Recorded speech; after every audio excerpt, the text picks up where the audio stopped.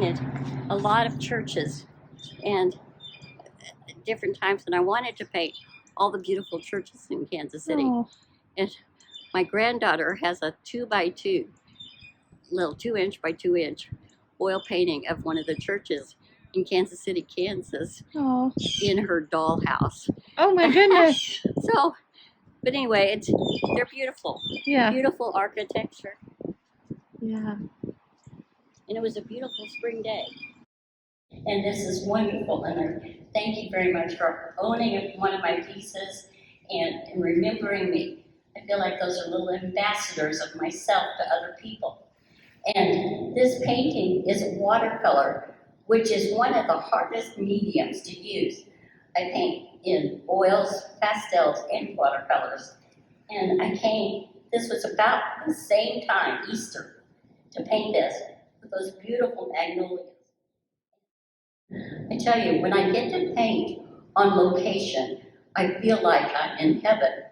I've always said, this is like heaven, to be able to have the time and the birds singing, to be outside and to paint. And thank you so much for receiving this. I really, it's a joy to be able to give it to you.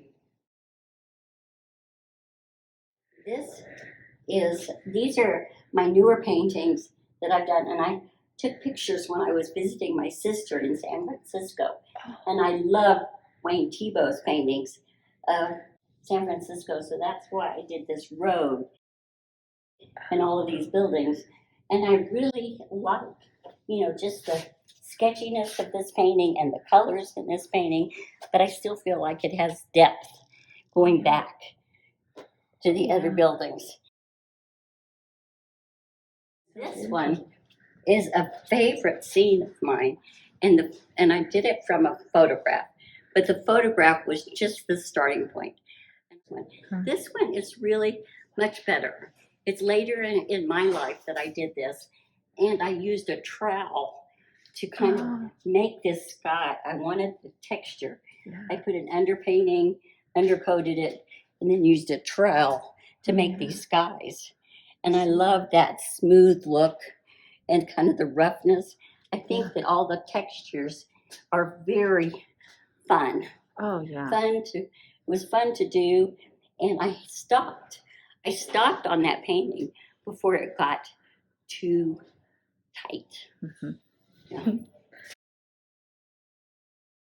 I love the urban scenes. Yeah. I love the urban scenes, and I love well, you've approached the urban scene with the way you would a flower or a tree. Yeah. Maybe that's why it's so profound. Profound. This is from Kansas City, Kansas.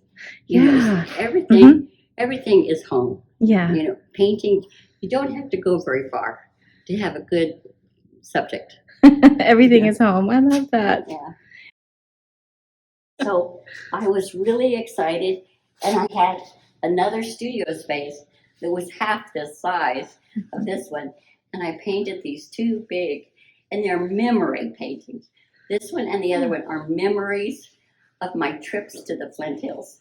And I think that is kind of fun. If you go home and you see something and then remember what it is that you saw and what it is you like about it, it's really exciting to do memories of sunrise and sunset. And you have it in your head.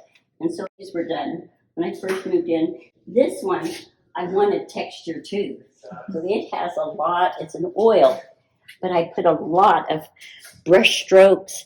When I go to a gallery or to a museum, the most exciting thing for me is to see how the artist applied the paint. That is so fun. You see pictures in magazines and pictures in books, but it's not the same as seeing the real painting and seeing those brush strokes. So that's why I did that. Yeah, and how many days did you paint this?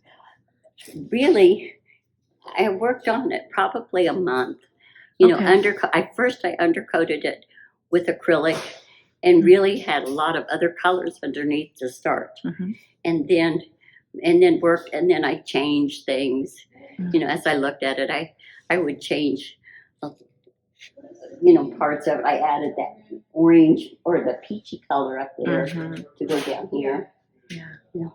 And then, one of the other things about this, the ground is dark. Yeah. And so I put tar. I used tar to put on top of the green to give it this really dark look. Rubbed it in. And Where do you get fun. tar from? You get it from another friend. Well, it looks so earthy. No wonder. I have a little jar that's precious tar. It looks precious. It looks like earthy and wild. Rubbed it with like the wild prairie. Uh-huh. So what part of the Flint Hills were you at and how do you memorize something? Oh, the place that I usually go is around Cottonwood Falls. And we usually stay in the Millstream Inn, which was fun. It's right beside the Cottonwood River. And then we'd drive.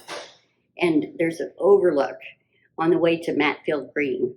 And I love that overlook. And I have painted there many times. Sunsets, sunrise, in the early morning, late in the evening, at that bewitching hour. Bewitching hour when the sun is moving so fast and you have to catch them. And I've been out in the Flint Hills with pastels and furiously catching the image before it changed. So this is a memory from that overlook. And so if you could pick one word that kind of explains your motivation and your emphasis over your art career and your artist thinking, could you pick one word, like a word that really inspires you and kind of sets your goals? Oh, I just think the world around us is gorgeous. Sometimes the days are cloudy, but they're still kind of misty and kind of pretty. And you just enjoy each day. I did a lot of little paintings. They were fast little paintings, like this one. Yeah. Watercolors. Yeah. This is a little watercolor, and this was a watercolor, but I went over this one and simplified it with acrylic. Yeah. But you can see this was just a cow that I did in the Flint Hills. Just a cow. Yeah. Just a study. The chickens. I love cows under trees. I love the way cows look when they get around a pond or under a tree for shade. Yeah, they're just cooling off. This was at a restaurant, and I love watermelon. I'll have to show you this one. This little painting I did while I watched my daughter at a swim meet over in Miriam Pool, and she was in swim meets. Aww. And they had all these lines. People swam. A fun memory of swim meets. And are these people you've met or just? No. People you've seen around? Yeah, it's people I see around, just a stranger. But this is my daughter, Jessica. Oh. This is a picture of her pretty blue eyes. And there's baseball. Yeah, I take my little set of watercolors when I go places, and I entertain myself by painting. This was done in New York when I was visiting New York, and it was in a cafe. Yes. And I was waiting for my husband to show up, and I did that painting while I was waiting. So, lots of fun. Thanks. Lots of fun. I like this. I like, how well that's painted. Yeah. This man. And how did you start a group for artists? I mean, how do you get artists to congeal and agree to come at the same time to something? I wanted a daytime for artists. There were lots of evening and Saturday and Sunday events for people to do life drawing. But I met Dean Mitchell at Roland Park. He had a show at Roland Park. His work was fabulous. And I talked to him, and I asked him if he would come to a life drawing group if I started one. And he said, yeah, I'd come. But I started it, and I had to figure out how to get models. I called the colleges and, found out who their models were. And then people came, and it was really good artists that came. And then people that just needed practice. And boy, I tell you, learning to draw the figure is really using your eyes and your hand. It's, you know that you're not drawing right when the nose isn't right or the hands are crazy. Yeah. So it's good practice. And I managed that for about 15 to 20 years. And then I passed it on. Wednesday morning, it was Wednesday, every Wednesday from 9 to noon.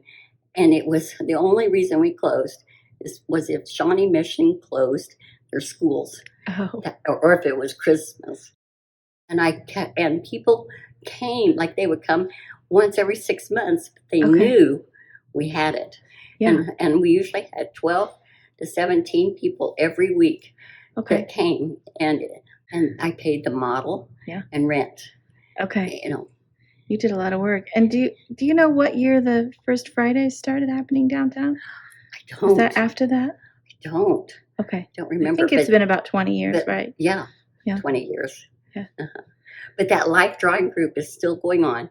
And Kent Van Dusseldorf is running it. Yes, and I met him. Yes. Yeah. Glad to pass the baton to a good person. You know, a good group of people.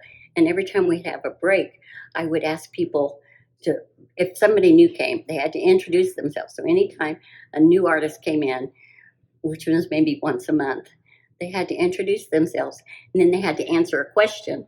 And I would ask questions like, who's your favorite artist? Where did you go to school? Where did you grow up?